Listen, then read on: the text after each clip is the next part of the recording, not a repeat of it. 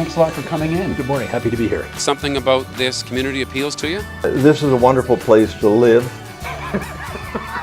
For Kelowna Now, this is Kent Molgat. And we're joined by Qartoumeh, the Grand Marshal at Pride in Kelowna this year. How did that go? We spoke to you before. Yeah. Did the experience live up to what you had hoped? Well, it's significant time and significant moment, like what happened that my life changed significantly.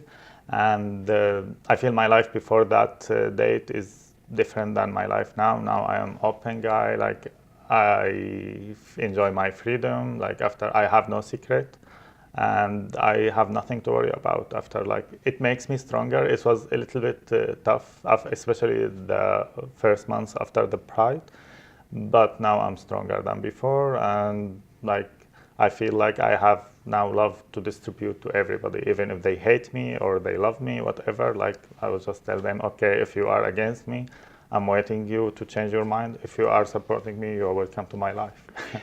It sounded like you were already feeling very accepted when you took on that role, but was that still a moment for you when it was really happening and you were leading that march? Well, it depends where are you talking about. Like if you are talking about Canada, of course, it's very accepted, and the community around me, they were amazing. All diversity of people, women, younger, older, they all embraced and supported me. In Middle East, it's different. Like especially that they were not happy with what I was promoting for, and especially their concept about that it was my choice, and you know, like they don't believe that it's something that we born like this, and they were very tough on me, and they attacked me on the media and on my LinkedIn, on my Facebook, everywhere, like starting sending me very bad messages, especially my very close friends. They cut me off totally, and I still have it on my LinkedIn. Like they attacked me and they said, "Shame on you! This is not our concept. You shouldn't do that." And I kept it. Like okay, and it's very interesting that most of the Canadian friends, they came to my LinkedIn and they start responding to those people who attacked me. Yeah, at the same time, like if I want to look at the positive side of it, like a lot of gays in Middle East, like very young gays, they just came out, they start connecting with me, like asking me questions.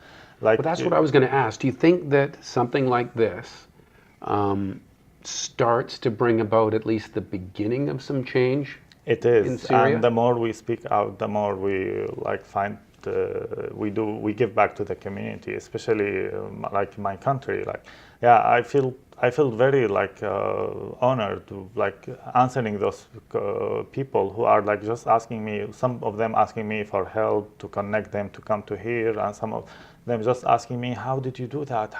And some of them, they didn't accept themselves, and they are asking me to help them to accept themselves. Like, is it true, like what you have been through? Like, do you believe we can be converted, or because some of them believe that they are influenced with the culture there, and they believe that as I was one of them, like, because I struggled more than 10 years to accept myself and to educate myself, and now at least they have resources. Like when I was younger, like I wish I had somebody to ask, you know, because at that time we don't have media, that much internet and media and the openness. So I thought I am the only one at that time.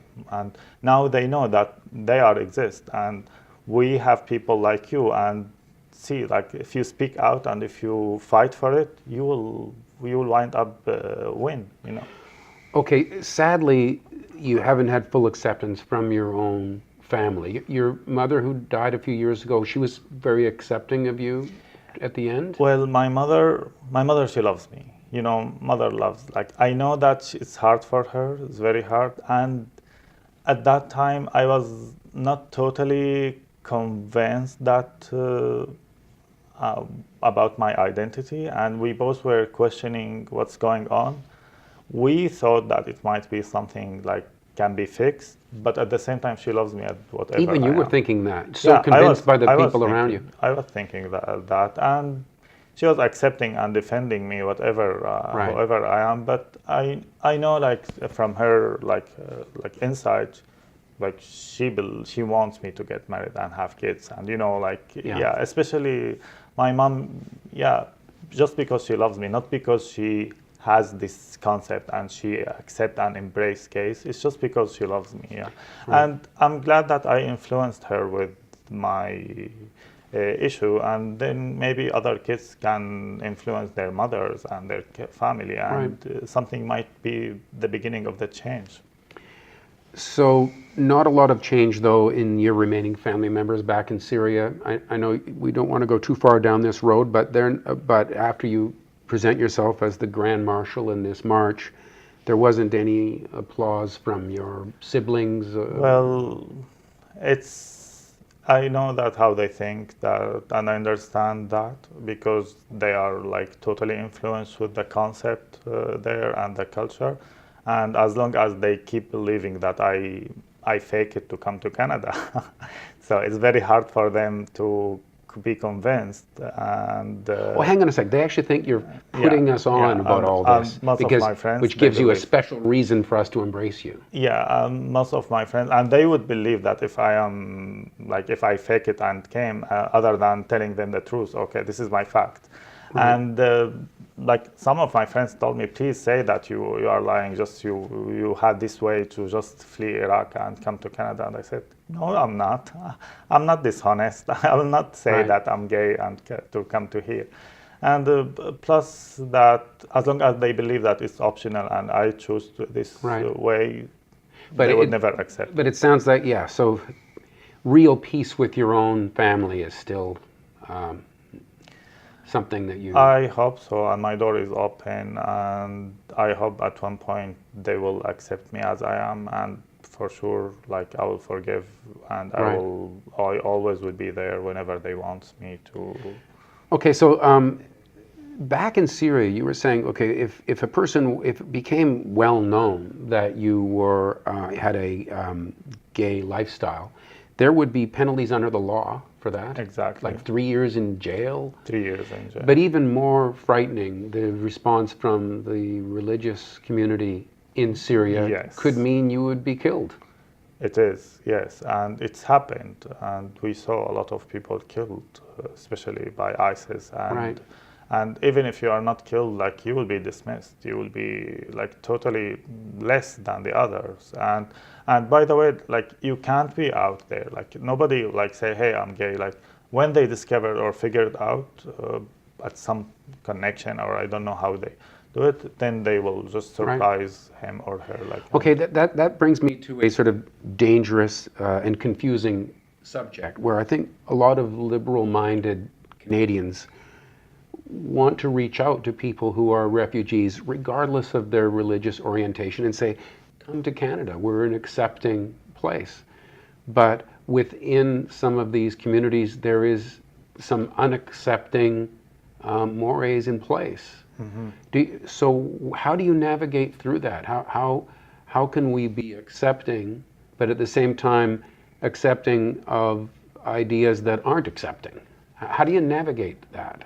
Well, actually, it is very like a challenging subject. It's very difficult to say, shall they come to Canada or not? Because Canada, when they embrace them and they have them here, they embrace them for human-wise. Right. But in fact, like having this concept of not accepting me even in Canada, like it makes me scared by them. Yeah.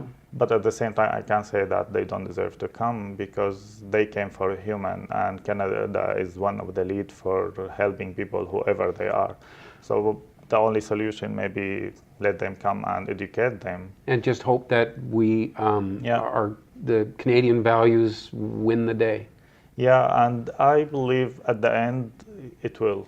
Yeah, especially now, like if you see that, as we heard about like Kelowna 30 years before, it was not the same like now, and now like I was suspecting when I came to here, I expect that most of the older generation might be against LGBTs, and now I feel the opposite. Like all my friends around me, like they are like older than me, seniors, and they all accepting. And if you look at the gay pride, like a lot of older people came and embraced LGBTs, and they are just gay allies, and that makes me feel very happy and safe, and that's why I'm so happy to stay in Kelowna. Change does happen. I've mentioned this before, but I've been interviewing people long enough to remember a time when if we wanted to address an issue about sexuality, or say interview a gay person, we would have to disguise their identity and maybe change their voice because no one should know.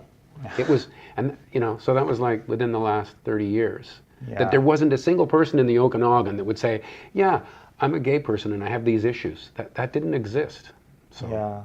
Well, yeah, and this is what I hope. Like, hopefully, those immigrants that you are talking about, like when they come to here, they will learn from the Canadian value, and they will change their concepts and ideas about.